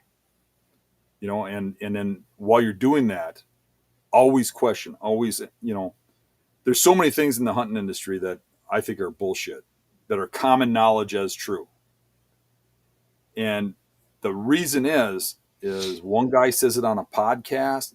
Some guy says it to somebody that, that you think this guy is some great guy, and he says something. Maybe he believes it. Maybe what he's seen in his life makes him believe that. But suddenly becomes fact throughout the whole industry because it spreads from podcast to podcast to podcast to Sure. podcast, and through the internet. And you got to question it. If it doesn't sound right to you or it doesn't pass the smell test, prove it to yourself. You know. Yeah, test it out for yourself. Yeah, and find your path. I just want to pull up another quick question here from Matthew Hoover. Dan, do you think it's possible to avoid leaving scent to alert a deer when you pass through to scout, check a cam, etc.? Not talking about on stand, but intentional movements in a small area. I don't think you can do it. I do not think you can go into an area and not leave scent. I think I've heard this plenty of times, and it's something I've somewhat believed in, anyways. That especially when I had trail cameras out before cell cams, that I always tried to go and check them or change batteries or do whatever I had to do with them right before a heavy rainstorm, and that the rain would help wash that away. What I've come to find out now is it's probably increasing that scent palette behind. Because what we've come to find out with, talking with deer trackers, with dogs and that, the dogs do best when it's wet out, not when it's been super dry. Like if it's a heavy enough downpour, it'll dissipate it. Sure, I could see but it that. has to be in an open area too, because if it's in wooded cover, your scent will settle in places where the rain don't land. But Sure. it has to be a heavy downpour. But the moisture, like you said, will make your scent stronger to those animals. They need moisture to smell it. I mean, let's be real. Like when you fart in the shower, it's not good. Yeah. When you that moisture. wearing scent lock, it still stinks. Just saying. It's true. I'm trying to get a chuckle out of here tonight, Dan. I'm really grasping here. Talking about farting in showers. Let's see. What else do we have here? My age, never trust a fart. I don't think you should at any age. But I think we got time. Do you want to hit one more here? Sure. You want to do this one? This is let's do this one here. This is the one we were going to talk about before anyways. Another throwback to 11-year-old Dan Infault there. Yeah. He looks sick. Yeah, he looks a little for holding a buck that big, he sure looks like he could be in a better mood. Why don't you tell us why? Yeah, that buck, I hunted that one for a couple of years. I've seen him shining a lot. I've seen him a couple times on hoof. There's one area where he come around. I didn't get him on a first sit, but I had an area where I was hunting him, and I kind of had a window in the right winds and stuff, and I wanted to get after him. It was rut, and I knew where he was traveling through between two bedding areas. And the day I got him, I was so sick. I mean, I should have probably been in a hospital. I was so sick. I was puking. I had a fever like you wouldn't believe. And I went out hunting, and I had to stop on my way out, and I puked. I got to the tree, and I was sick. And I was out there. It was a thunderstorm. And I've got a flu, and I'm hunting in a thunderstorm and a downpour. I was standing in the crotch of a willow tree, this little funnel coming out of bed and going into bedding. And even though it was daylight, legal shooting, it was pitch black out because of the thunderstorm that came through. And this buck came in, and I never heard it because it was the rain was blowing horizontal with the wind. And it was just, so there's this heavy wind and rain. And I looked to my side, and I saw this buck coming by me. I'm like, there he is. And I pulled back the bow, shot him at, 4 or 5 yards right next to me, right through him, right into a river. The arrow went through him into the river to the bottom of the river. And he ran off, and I was so sick. I just shot the buck I'd been after for 2 years, and I knew I made a good hit on him. And I was so sick that I went straight to my truck, went home, went to bed, and slept for 6 hours. And puked a few times while I was doing that too. And then still sick, but better. I went back out, still rain, and found that buck and dragged him out. He didn't get very far. I either hurt shot him or both lungs. He didn't get very far at all. But pinnacle of that one, the key points, it wasn't a first time sit, but it wasn't a spot I'm going to pound, right? But it was, I pushed myself to go after him when most people wouldn't. Yeah, clearly. So I think that amount of drive and the amount of want is what puts a lot of those bucks in the wall. You know, when you talk about drive and want, just to go off subject just a little bit, there's a lot of people that ask me, a lot of hardcore big buck hunters will ask me, when do you take time out to doe hunt? Do you do your doe hunts in early season? Do you do doe hunts in late season? Do you take them during gun season? When do you take your does? And my answer is always never. If I take a doe, I take it while I'm buck hunting. Well, don't you just take a specific, I wouldn't want to shoot a doe in my buck areas. Well, if I'm done in that spot and I'm not going to hunt there again for that season, I'll take a doe. Why not? If it's at the last minute, last light or whatever. And eventually you'll have a spot like that. If you need some meat for the freezer or something, or I just won't take one. And the point being is that how many hunts a year do you have? A season do you have? And what are your odds per day? Right? So let's say you're in the football pool at work, and there's 100 slots. You buy one, you have 1 in 100, right? Mm-hmm. You buy 25. What are your odds? 1 in 4. Sure. You go and you hunt 20 times in a year. And I hunt a lot more than that. But let's say you personally you hunt 20 times in a year. If you take 15 of those and go after bucks and take 5 of them and go after does, you just took a big part of your chance at killing a big buck out of the equation. So Absolutely. my point is, if you want to shoot real big bucks, you got to hunt every chance you get, every time you have, every time slot you have, and put as much time into it as you can if you want to have the kind of results, that are going to highly increase, your kill ratio and piss your wife off and replace all her pictures on her walls. Yeah. Lessons being taught on the regular basis. I've been guilty of doing that. I've in the past plenty of times where it'll be towards the end of September, and then I'm like, yeah, you know what? I'm going to go out today. I'm gonna take care of filling the freezer with some does and that, and then it'll be all focused on buck after that.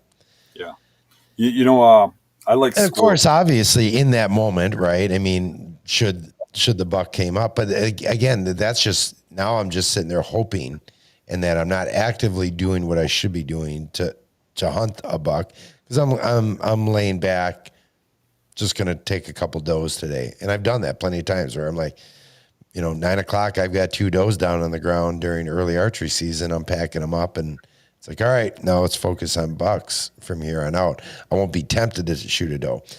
I mean, it's a different mindset altogether. That's not the mindset of a guy that is looking to kill a booner and or that the mature buck of 4.5 plus years old, like we were talking about. So I totally get what you're saying. I mean, and it makes perfect sense. It's about what your goals are, obviously. First and foremost. I like squirrels. I like making squirrel stew. Goes back to my roots, right? I like turtles. There you go. So, you know how many squirrels I shot last year? How many? 0. You know why? Because I never filled my buck tag here. Right. I mean, you gotta. It's a matter of priority. I'm not saying nobody should hunt squirrels. I'm not saying you shouldn't go out at noon and hunt them instead of scout like I do. Yeah. What I'm saying is set your priorities accordingly and think about your priorities. What do you want out of life? I mean, do you want squirrel stew? If you do, go squirrel hunting. If you want that buck on your wall more than you want squirrel stew, Spend your time scouting and hunting for that buck. Sure. I'll pull up another quick question here for you, Dan. It's from Dylan. He says, Dan, how many properties in a year are you after multiple different big bucks versus just one? I'm assuming he's talking about different public land properties. So how many properties do I have more than one buck to hunt on? I think is what he's saying. Yeah. I would probably say about half. There's certain properties that seem to always have something good on them, or a couple good ones. For instance, well, I kind of take that back. So as far as like mature bucks, usually it's one. Yeah. There's a few cases where it's two or three, but not very often. One property?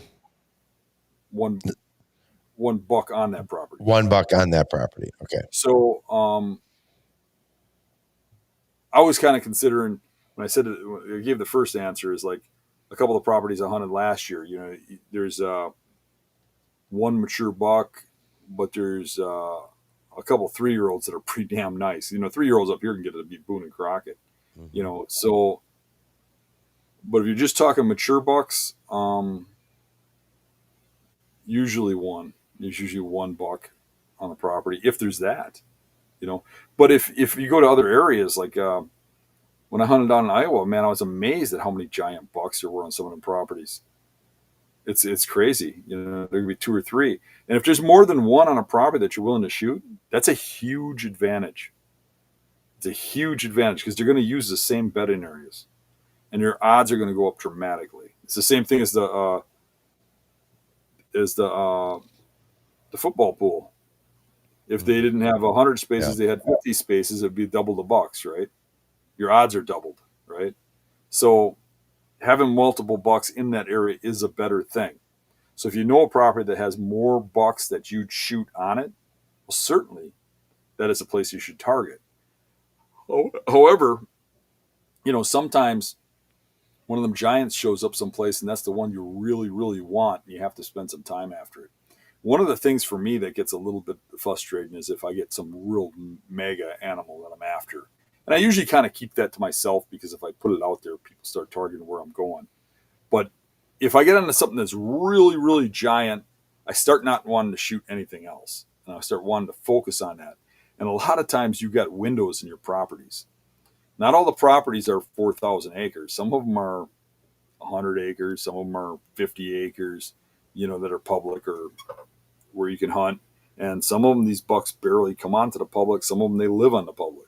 And if you have a buck that just comes on in like a window area, if you go in there and you pound it, you're not gonna kill that buck. So you got to be sporadic. So it's really hard for me not to, you know, go off and kill something else while you're waiting for the timing on that buck. That gets to be a frustrating situation when you get something really big that you got certain windows you can go after them on, but you really want to kill that thing, you know? Sure. Well, Dan, we could go to one more. What is everybody feeling like?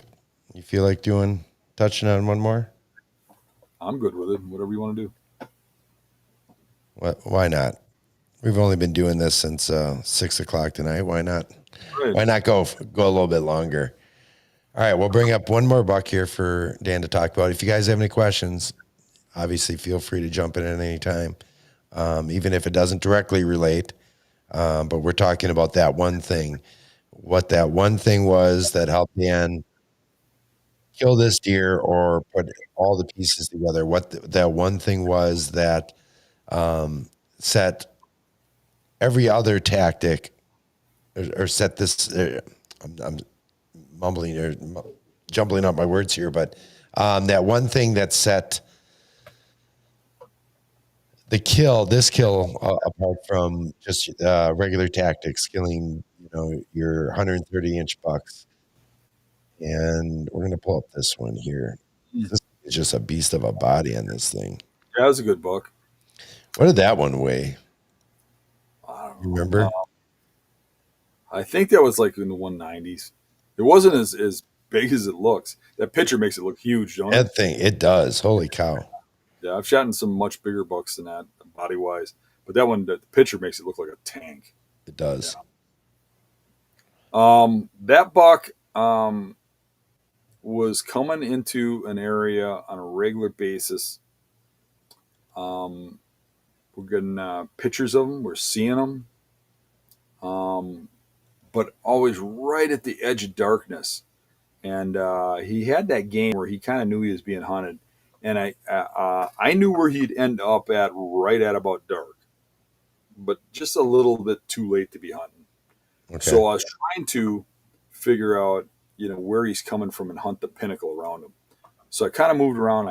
I hit all these areas, and when I'd be hunting there, he'd show up in the spot on a camera or whatever, but I would miss him, and I was trying to figure it out, and then I kind of figured out some little area off to the side where I think he's coming right through this open area, and that's probably why he's coming after dark, because he doesn't want to move through the open daylight. So he's probably bedding across his opening. So I figured out this like kind of little overlooked spot, and I went over there, and first day I hunted him, he walked right in, and I shot him. Okay, First so with that mindset, but the big key moment for that is like just using your brain. It's not a matter of just like waiting for him to show up in daylight, or sitting back watching a camera waiting, because those deer will change their patterns. You got to hunt them while they're there. I had a deer that's there. Where's he coming from? Use your brain. It's a game of cat and mouse. Where's he hiding? So I was doing these key position hunts, trying to pick him off where I would think he was coming from, or kind of using that one hunt that we were talking about where I did that grid, right? The same kind of matter. Now I can do this. I got a little piece of the puzzle here of where he is right after dark, and a general direction. So you start doing this radius of hunting, and when you covered all the bases and it's not working, you got to be able to step back and say, okay, I didn't step over this thing. There's something I'm missing here, and figure it out. So that one thing in this case here, obviously, was that first sit. Yeah, well, I think it was more the overlooked spot. Like, I would have never dreamed that buck was walking across that wide open area, but he was. And then too, it was the first sit. First time I went to that spot. First time I climbed that tree. Caught him off guard. Yeah, I know from experience for myself, anyways, that those first sits in a spot, I would say, in my experience, are better than 70% better than any other time you try to sit there. I would say, well, actually, you know what? I'm just gonna quick go to this question here, because they're just coming in here left and right, and I want to get to some of them here. Give everybody a chance to ask you some questions here. Dan, I know you've heard this a dozen times, likely, but do you use natural soap or scentless hunting soap, or strictly work the wind? I'm not looking for a brand name, just the question. No, I don't. I don't. I just use whatever Carol buys. I don't use any special detergents. None of that. I just, matter of fact, like my jackets and stuff never get washed. Um, Back in the '90s, I had this flannel that I just loved. I don't know. I became attached to it, literally. I would wear that thing on every hunt, and I never washed it ever. And it had gotten blood on it and stuff, and it stunk so bad. Carol used to hate that thing. She used to hang it outside. I'd bring it in the house, put it on a chair, and I'd be like, "Where's my shirt?" She'd be like, "I put it outside. It stinks." I'd put it on, and I go hunting in that thing. I killed a lot of my biggest bucks in it. I don't think there is one thing you can do that will help you in any way fool a deer's nose. Yeah. I really don't. I think Onyx came close, but you have to be kind of contained with Onyx. You have to be inside of a box or something. But regardless, you have a scent trail going to the spot. And, I'm kind of glad it's that way, because if you could fool a deer's nose, it would take all the pleasure out of hunting. It would take away. It'd be too easy. It would be too easy. That's their one defense that they have. Their real strong defense is that you have to start to learn how thermals work. You have to learn how wind works and all that. And I've sat out there, you're going to have people tell you how much their scent control works and stuff. And I can tell you, that side by side, when I did a journal, I compared it to scent control people who gave me how many times they were busted, and and we compared, and it was no difference, no difference at all. I've been in trees. I can't tell you how many times drop milkweed and watch it land on deer, and they just totally ignore me. Doesn't mean they can't smell me. It means that deer had an attitude that he didn't care about me being there or didn't understand it as danger. Some do, some don't. So you're going to get some deer that don't react. You're going to get some deer that hit your ground scent, smell it, and just keep going. You're going to get some deer that get 3 or 4 feet from your ground scent and start blowing and run out of there. Every deer is different. And I'll tell you something else too. They can smell individuals. They'd know the difference between my smell and Scott's smell. And you might think that's far-fetched, but you can take a dog that does not smell as good as a deer, let him smell a hat a criminal was wearing, and he'll run through a crowd of 100 people to the person, follow the scent trail of the person who wore the hat to that person. You cannot beat a person's nose. I mean, a dog's nose. I always go back to the one standby, and some of you have already heard this, but I love crime shows. I watched one where they were hunting a serial killer, and he went to a motel to hide out in Texas, and they found out he was there. So these FBI agents go down, and this is a real show. It's not a movie. This is That's CSI, right? Yeah, it's not Law and Order. The FBI goes to this hotel, and they surround the place, kick in the door, go in there. The guy's not there. The place is cleaned. The beds are made and everything. So they go to the hotel manager, and they ask him, where's the guy that was staying there? He said, he ran out of money 3 days ago, and we kicked him out of here. Well, what kind of car was he driving? He wasn't driving a car. He didn't have a car. He left walking.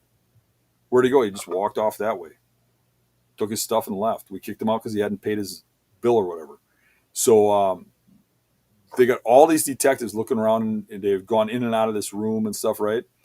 And one of the old detectives looks in there and sees his soda can, a Coca-Cola can, in a garbage can in that room at the bottom of the can. And he gets the hotel maid there. And he says, that can that's in that garbage can, where'd it come from? And she explains that it's from the guy that was in the room, that it was kind of like a nasty hotel, as you can imagine. She said, if it's like one item or something, I just leave it in there for the next person because, there's no sense in, changing bag over one can. So he says, okay, good. So they get a dog. They have it come in there, and he takes his rubber gloves on, like surgical gloves, takes this can out of the garbage bag, and he has his dog smell this metal can. This is 3 days after that guy was in that room. That dog smells that can, starts sniffing around the room, goes out the door, and right between all the cops and all the people walking up and down the sidewalk across a concrete, an asphalt, because it's in a city, it follows that guy's scent to the sidewalk, goes around all the people walking up and down that sidewalk, goes up a ways, crosses the road, goes across another sidewalk, goes across a lawn, goes up the road a ways, then goes down to this little river, and kind of loses the trail at the river a little bit, then runs through the river and picks it up on the other side, and then it runs up this hill and finds this guy in a tent or a lean-to or something, sleeping on the side of this hill, and they bust him. That's crazy. Yeah, you ain't beating that with nothing. There's nothing you can do. I mean, somebody brought it up earlier. I saw it in the comments, the Mythbusters thing. I don't know if I had anything to do with it, but back when Mythbusters was big, I kept writing them, asking them to do a show on, I don't want to say the name brand or I'll get sued, but on carbon clothing. And because the thing is, everything you see that says science on it with scent control isn't science. It's scent control science. So it's people hired by scent control companies to have a certain outcome. So Mythbusters, what I liked about them was that they didn't care one way or another. They didn't care if scent control worked or it didn't. I mean, you can have a guy like me who wants to prove to the world that it doesn't work, right? Not that I do. I don't really care. I'm just telling you my opinion. But scent control is the opposite. They actually try to prove that it works to people. So what Mythbusters did is they did a controlled experiment. And they had a dirty guy who worked out and never changed his clothes. They had a clean guy that took showers and cleaned up and wore fresh clothes. And then they had the scent control guy who wore all carbon clothing. And they called the scent control company that they bought the clothing and stuff from and said, how can we be scent free? And they gave them a list of what to do. And then they did a couple experiments with these guys. Yeah. They did them with hounds, not deer, but hounds don't smell near as good as a deer. So the one experiment was to take these people and put them not in the same spot, but in a very similar elevation and wind spot, how the wind was flowing and the air was flowing and stuff. And they had them walk a certain pattern, same distance. And then they put a dog under scent, and the dog every time found the scent control guy first in the shortest period of time. I always wonder why. Maybe it's because it's cleaner. I don't know. Pure scent straight to them. But then they did another experiment, and they put the guys in wooden boxes on a hillside, and they'd walk the dog downwind, like 100 yards downwind of them. And when the dog would react when it hit the wind, they'd see how long it would take the dog to get to the person in the box. And again, the scent control guy was found first in each experiment. And now don't ask me why, because it should randomly be any one of them, right? Mm-hmm. But I think maybe it has something to do with the pure scent or whatever. And they released their findings, their episode, their show, and the scent control company that they got the stuff from flipped out.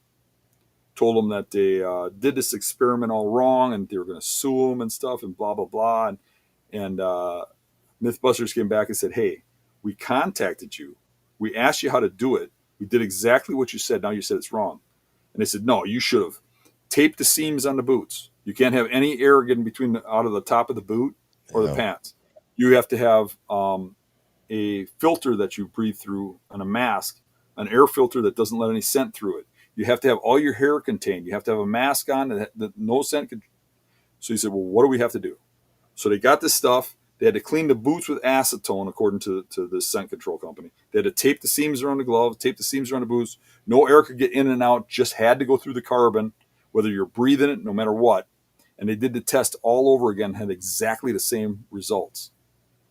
And then the lawsuit started, and Mythbusters took all the shows down.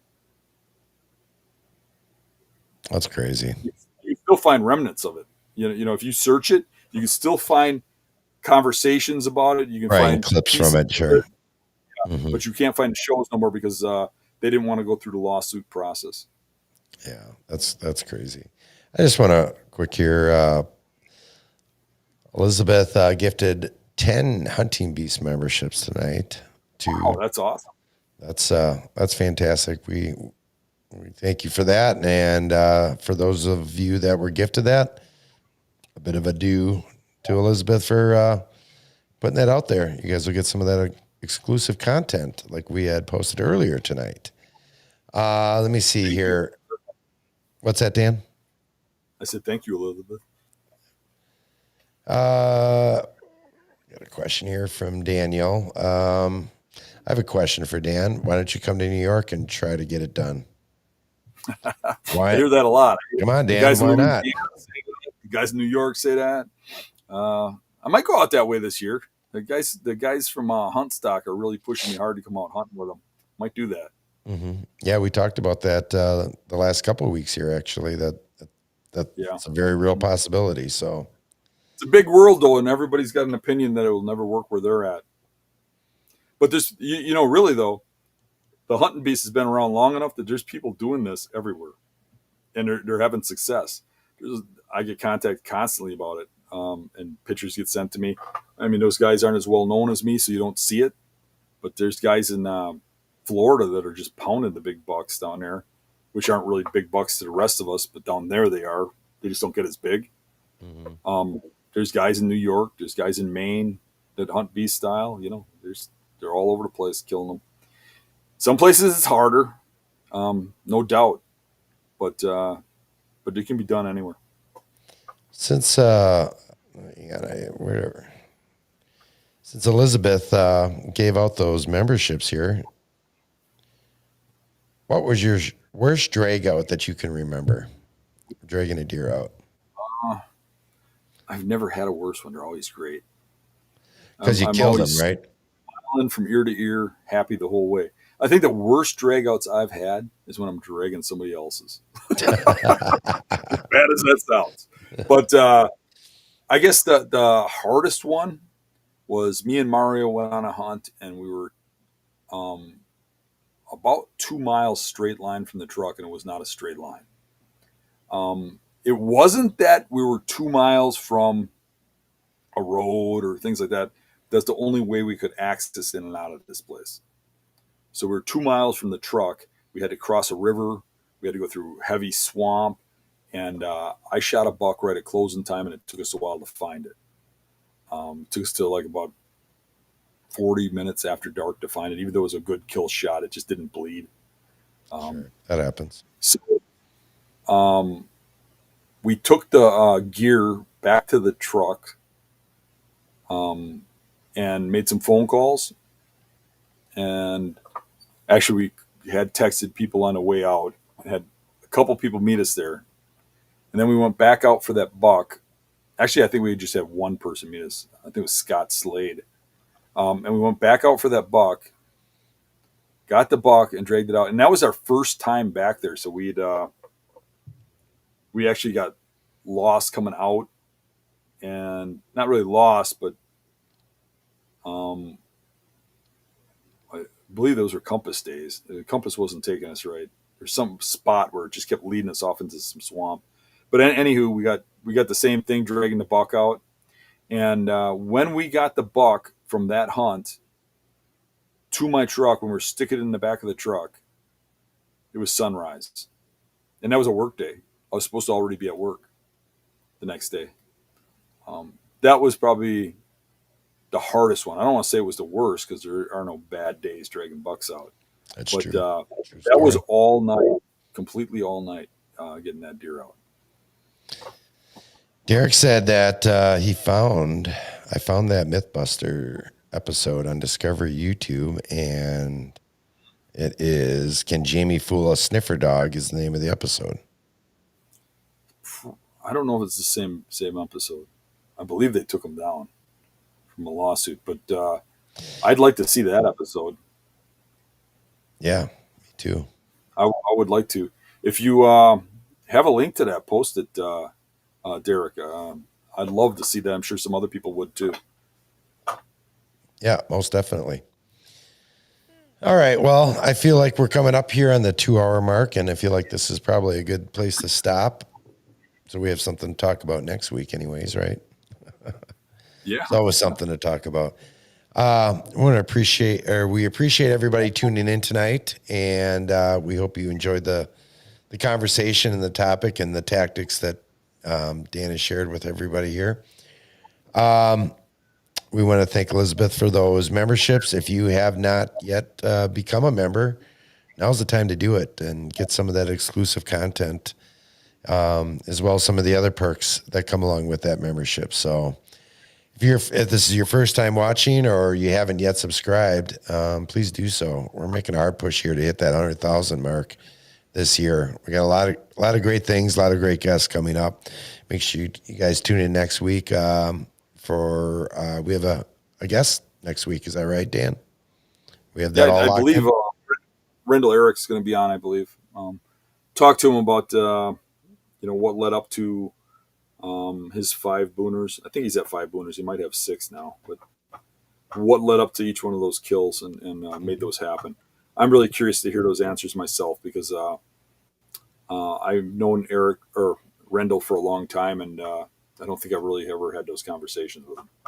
So it'd be kind of interesting. Yeah, I think it's going to be a great episode. So we hope you guys tune in again next week.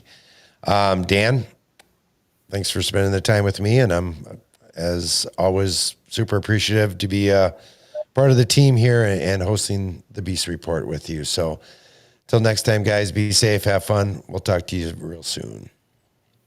All right. See you guys.